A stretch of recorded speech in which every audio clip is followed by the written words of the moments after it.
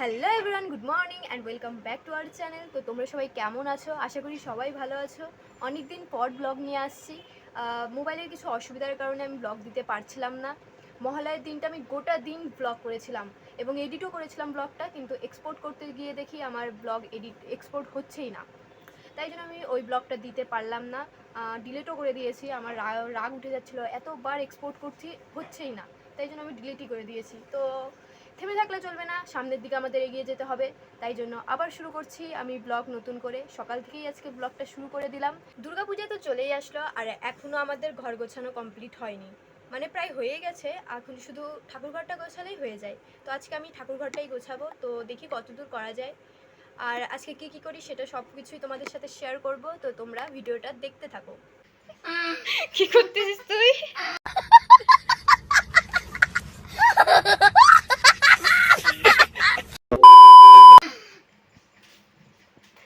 আমি তো শশাও খাচ্ছে। কপালে কিসের জন্য দিছিস? চোখে দিছিস ঠিক আছে, কপালে কিসের জন্য দিছিস? আবার গলায়ও দিছিস। শশা দিলে চোখ ফর্সা হয়? কে কইছে তাকে? বাপ কি খাওয়ার জন্য? আমি বলছি খাচ্ছে, মানে মা খাচ্ছে, শশার গন্ধ পাচ্ছি কখন থেকে। অবস্থা কি? তোরই দুর্গাপূজা শুরু হয়ে গেছে দেখে মনে হচ্ছে।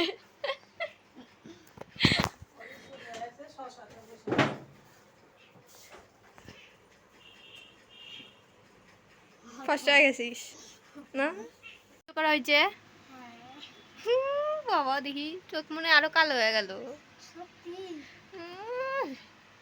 তুই সত্যিকার কথা কোন জায়গা থেকে দেখছিস সেটা? পূজাতে কয়টা জামা হলো তোর? হ্যাঁ, দুইটা জামা হয়ে গেছে ওর।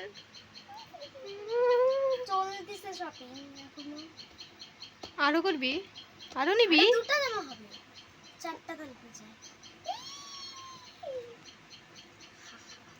আমার এখনো একটা জামাও হয়নি এবার। আর বলে কিনা 17টা জামা হয়েছে। 17টা তো 17 বছর ধরে দুর্গাপুজো হচ্ছে, প্রত্যেক বছর একটা দুটা করে নেওয়া হয়, তার 17 প্লাস হবে। আরো কত?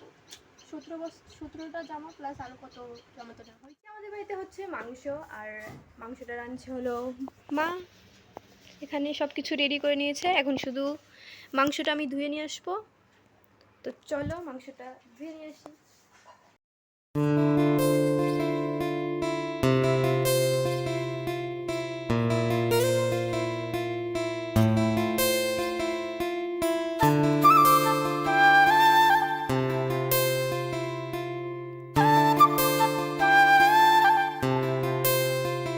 কালকে আমি এই জায়গাটা গুছিয়েছিলাম, এই টবগুলো তো এইখানে ছিল, এই দিক দিয়ে ছিল।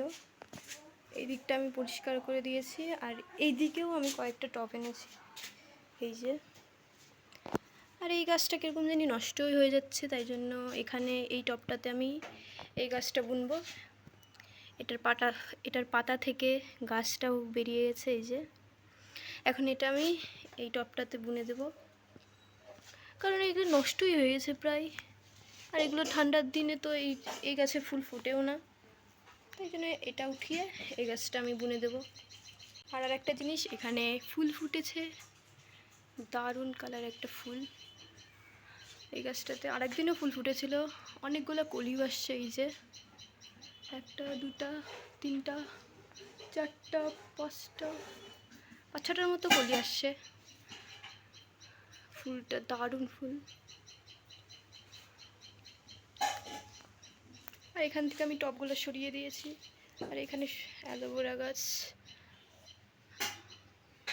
আর এটা হলো ড্রাগন ফলের গাছ, এখনো বোনা হয়নি। অ্যালোভেরা,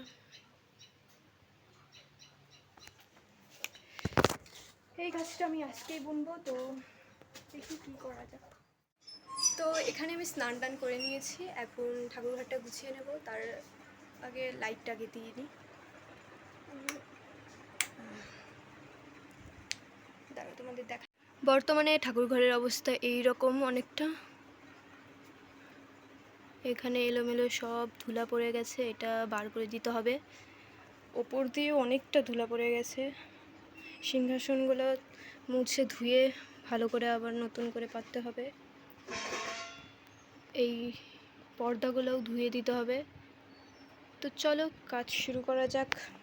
যেহেতু আমাদের মেঝেটা কাঁচা মানে মাটির, এই কারণে জিনিসপত্রে খুবই ধুলা পড়ে যায়। যাদের এরকম মেঝে কাঁচা তারাই বুঝতে পারবে যে কতটা পরিমাণে ধুলা পড়ে। যেদিন আমরা ঘরটা গুছালাম ওদিন এতটা পরিমাণে ধুলা বের হয়েছিল না, কি বলবো। কদিন পরে পরেই কিন্তু মোছা হয়, তাও ধুলা পড়ে যায় এই মেঝে কাঁচা হওয়ার জন্যই। পর্দাটা আগে খুলে নিলাম, পর্দাটাতে অনেক নোংরা হয়ে গিয়েছিল।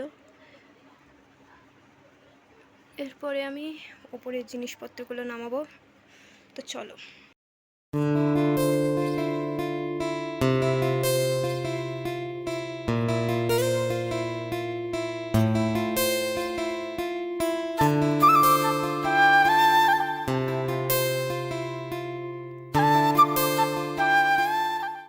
এখানে আমার ঠাকুর ঘর পরিষ্কার করা হয়ে গিয়েছে, ওপরেও আমি পরিষ্কার করে নিয়েছি ভালোভাবে। তো এখন অনেকটাই দেরি হয়ে গেছে, তাড়াতাড়ি করে পুজোটা করে নিই, তারপরে দেখা হচ্ছে।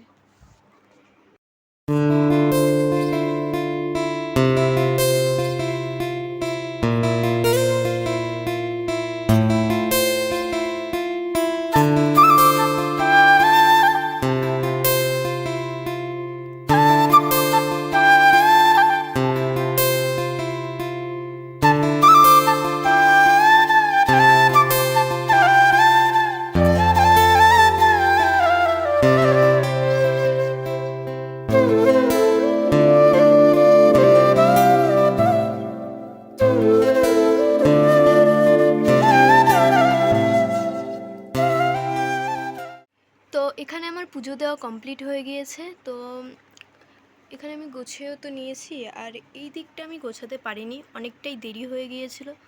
মানে এখন বাজে, আমি দেখাচ্ছি কটা বাজে, 4:30 পার হয়ে গিয়েছে।